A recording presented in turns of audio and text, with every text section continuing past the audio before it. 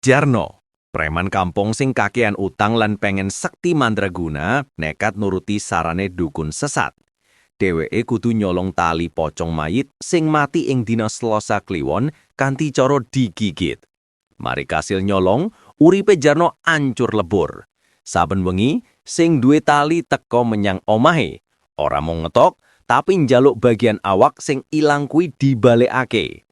Akhire Jarno ditemokake warga kanthi kahanan sing ngenes, luwih elek tinimbang mati.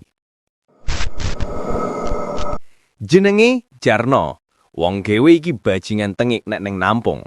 Gaweane mung mendem, judi, karo malak pedagang cilik.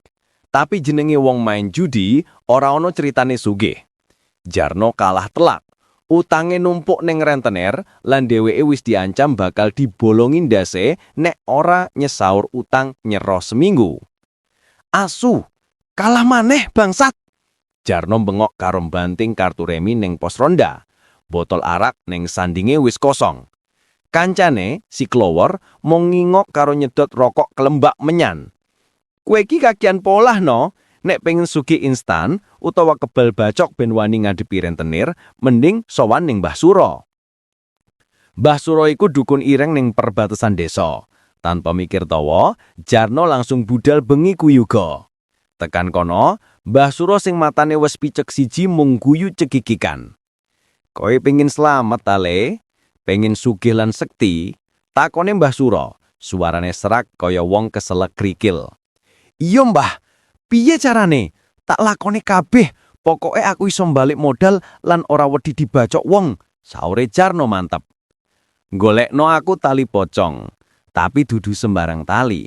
Kudu tali pocong wong lanang sing mati pas Selasa kliwon. Kebeneran, Pak Yatno tanggamu sing mati gantung diri wingi kuwi pas wetone. Nanti bengi, kowe kudu njupuk taline. Sarate siji, taline ora oleh diudari, dilepas, ngangge tangan, tapi kudu mbok cokot digigit ngangge untumu dhewe nganti pedot. Jarno nelen itu, ngikit tali pocong mayit sing wis dikubur. Gila, tapi bayangan utang lan ancaman mati luwih medeni. Oke mbah, tak lakoni. Jam 12 bengi, udan gerimis nambah suasane dadi adem jekut.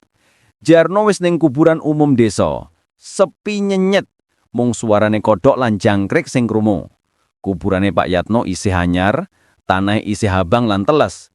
Ambune kembang kantil isih nyegrak ning irung. Nyapurane yo Pak Yatno, aku kepepet iki. Jurno ngrumule karo miwiti nyangkul. Jarno nduduk lemah kuwi kaya wong kesurupan, ambekane ngos-ngosan. Bareng cangkule natap papan kayu kijing, atine Jarno deg-degan parah. Dheweke muka papan penutup liang lahat siji-siji. Brek! Ambune banger langsung nyembur metu. Ambu batang kecampur lemah teles. Jarno meh mutah. Ning ngisole senter HP, ketok bungkusan kain kafan putih sing wis rodok kentor kena lemah. Rai mayit iku ketutup kapas, tapi rembesan getih saka ilat sing melet, nggergo gantung diri, isih ketok nembus kain. Jarno mudhun nyemplung ning liang lahat. Sikile ndredeg. Rasane hawane ning jero bolongan kuwi adem banget, kaya ana es batu ning geger. Nggonek itali pucuk ndas, Jarno gremeng. Tangane ndemok bagian sirah pocong kuwi. Rasane atos lan adem. Jarno ndekep ndase mayat kuwi ben ora obah. Dheweke nyendhekake raine ning tali pocong sing bandet kuwi. Ambune bosok nyelucup ning irung. Krek, krek. Suara kain digigit. Jarno ngawur. Untune nyokot tali kafan sing kenceng kuwi. Rasane pahit, asin lan amis. Jarno ngempet rasa jijik. Ayo, pedot asu, batine Jarno. Curut, taline pedot. Tapi pas tali kuwi pedot, dumadakan mayit kuwi muka mripate. Kapas penutup mripate jatoh. Mripat sing putih kabeh tanpa ireng-ireng kuwi nglirik. Mandeng lurus ning mripate Jarno sing jarake mung 5 cm. Wah, wah, jancok. Jarno bengok kaget, langsung mencolat metu saka liang lahat. Dheweke mlayu sipat kuping ninggalke cangkul lan kuburan sing isih mango. Tali pocong kuwi digegem kenceng ning tangane. Dheweke ora wani noleh mburi. Jarno tekan omah kanthi napas Senin Kemis. Lawang dikunci, jendela ditutup rapet. Dheweke lungguh ning pojok kamar, awak gemeter. Tali pocong kuwi diselehke ning meja, isi ana bekas iler lan getihe. Aman, wis ning omah. Jarno nyoba nenangke atine. Jam 2 bengi, udan wis terang, ganti dadi angin sing nembus selo-selo jendela. Dumatakan, dok, dok, dok. Ana swara lawang digetok. Alon tapi ajeg. Jarno meneng. Sopo bengi-bengi ngetok lawang? Rentenir. Ora mungkin. Duk, duk, duk. Sopo kuwi? Jarno bengok, nyoba wani. Hening. Ora ana jawaban.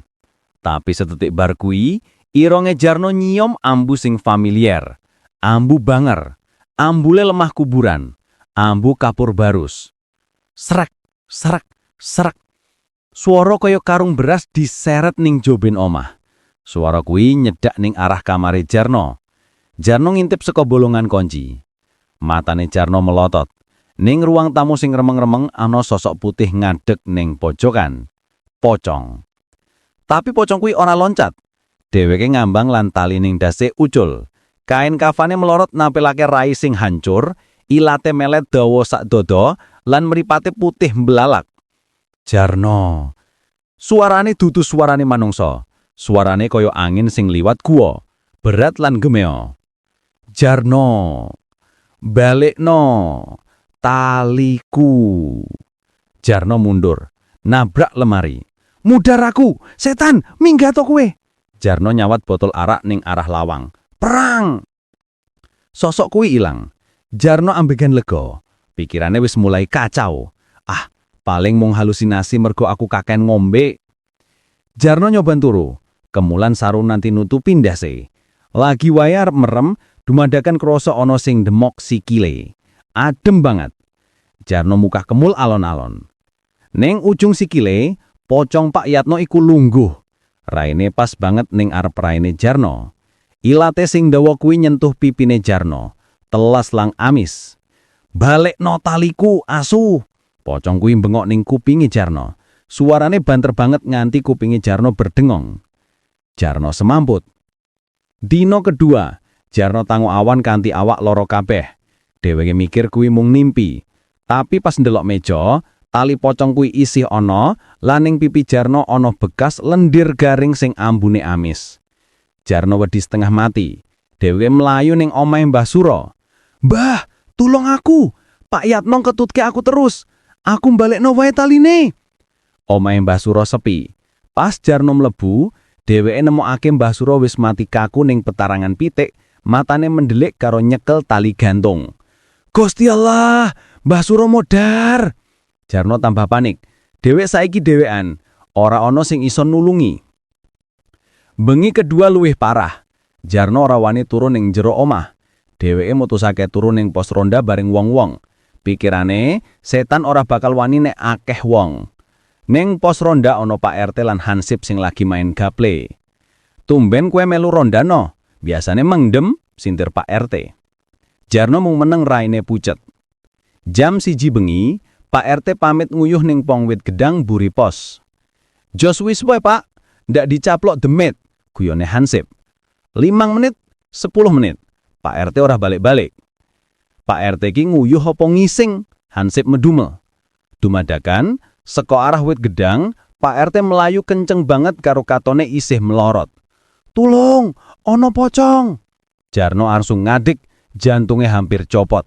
Neng buri Pak RT, ana pocong Pak Yatno lagi loncat-loncat. Tapi loncate ora wajar. Loncate adoh-adoh banget, kaya kanguru. Gludak-gludak. Pocong kuwi mandek pas ning ngarep pos ronda. Hansip langsung pingsan delok raine pocong sing growok separo. Pocong kuwi ora ngurus wong liya. Mripate mung tertuju ning Jarno. "Kowe maling." Jarno melayu. Dheweke melayu mlebu alas ora peduli nabrak eri utawa watu. Suara glodak-glodak ngetutke ning burine. "Jarno, ojo melayu. Aku kademen. Taliku endi?" Jarno kesandung oyot wit glundung ning lemah. Pas dheweke arep tangu, pocong kuwi wis ana ning nduri Jarno, ngayang ning udara.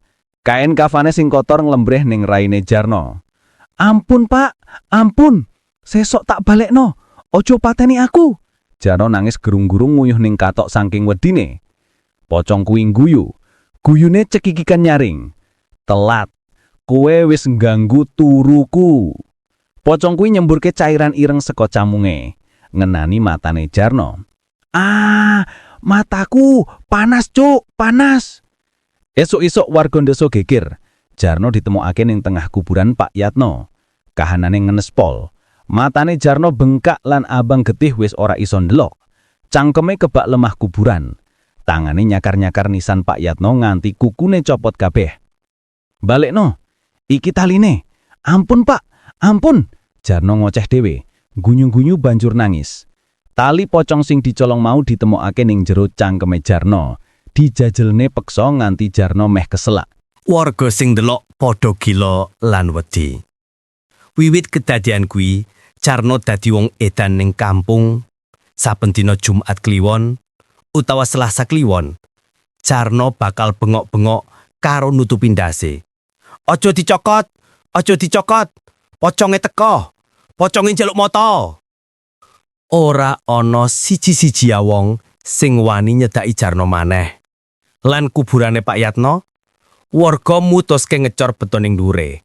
Ben sing ning jero ora iso metu maneh goleki maling liyane.